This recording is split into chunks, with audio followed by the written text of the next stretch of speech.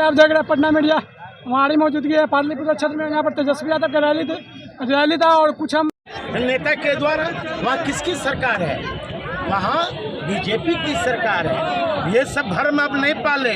रामकृपाल जी 2 हाथी पाल ले, भरम नहीं पाले कि इस बार पाटलिपुत्र से उनकी जीत होने वाली है।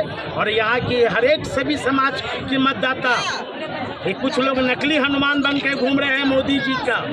उनसे पूछिए कि निजी क्षेत्र में आरक्षण क्या हुआ, उनसे पूछिए कि शेड्यूल कास्ट का प्रमोशन में आरक्षण क्या हुआ, उनसे पूछिए कि शेड्यूल कास्ट बैकवर्डों का, अति पिछड़ों का जुडिशियल में आरक्षण क्या हुआ, उनसे पूछ लीजिए। चिराग पासवान स्टेज से बोल रहे थे कि अगर इंडिया गठबंधन आती है तो आपका गहना, आपका घर का 35% से ऊपर जो है छीन लिया जाएगा। चिराग मेरा साला है, हमसे आप ज्यादा नहीं जानते होंगे।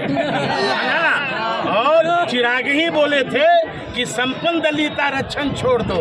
अरे भाई, सबसे पूंजीपति दलित तो चिराग है, वो रिजर्व सीट से क्यों लड़ते? उन्हें तो जनरल सीट से चुनाव लड़ना चाहिए और उनकी राजनीतिक औकात पता चल जाएगी। और उस व्यक्ति को आंख में शर्म है जिसके पिता को बीजेपी के लोगों ने मूर्ति तोड़ने का काम किया। उस व्यक्ति को आंख में शर्म है जो उनके घर से बाबा साहब अंबेडकर की मूर्ति तोड़ी गई। ये साधु पासवान आरोप नहीं लगा रहा था, जो आरोप वो लगा रहे थे कि मैं बीजेपी के 3 नेता का नाम बताऊंगा जिसने मेरे पिता का मूर्ति का अपमान किया, बाबा साहब मूर्ति का अपमान किया। लेकिन चिराग पासवान जी को मैं चुनौती देना चाहता हूं, इस मनेर की धरती से, सदीसोपुर की धरती से, क्या आप रामविलास पासवान के बेटा होकर भी रामविलास पासवान और बाबा साहब अंबेडकर का अपमान का बदला नहीं लिया? साधु पासवान भी उसी परिवार का खून है, साधु पासवान भी उसी परिवार का अंश है, साधु पासवान भी रामविलास पासवान का खाटी दामाद है। वो बदला ले चाहे नहीं ले, लेकिन बिहार के पासवान, बिहार के बहुजन बीजेपी से बदला लेंगे, एक वोट के माध्यम से लेंगे। और जो मुंगेरी लाल का हसीन सपना देख रहे हैं, इस बार मोदी सरकार वापस जाओ और राहुल गांधी महागठबंधन की सरकार जिंदाबाद।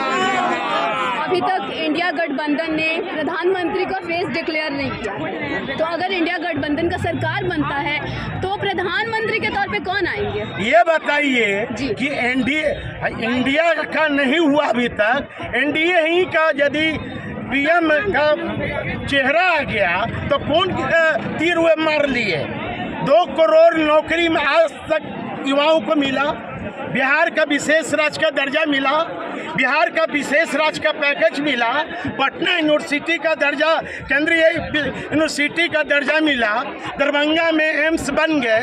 ये पूछिए बेईमान लोगों से कि तुम्हारा फेसेज यदि ये है, ऐसा आज़ादी के 75 साल आज हो गए देश का, लेकिन ऐसा बहुरूपिया प्रधानमंत्री न कभी मिला है न कभी इसमें मिलेगा। वोट शो करना पड़ रहा है मोदी जी को बिहार में। अरे ये तेजस्वी जी या मुकेश सहनी का देन है क्या? देश के प्रधानमंत्री को रोड शो नहीं, अब साइकिल शो करेंगे और बिहार की जनता और तेजस्वी यादव और मुकेश सहनी हमारे बहुजन के लोग वोट शो करेंगे। चुनाव का जिंदाबाद जिंदाबाद जिंदाबाद।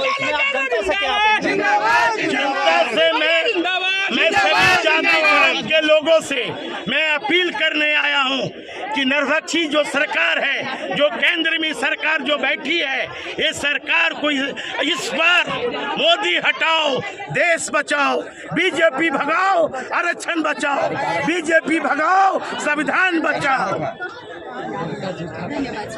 चलिए आप देख रहे हैं अनिल कुमार साधु जी जो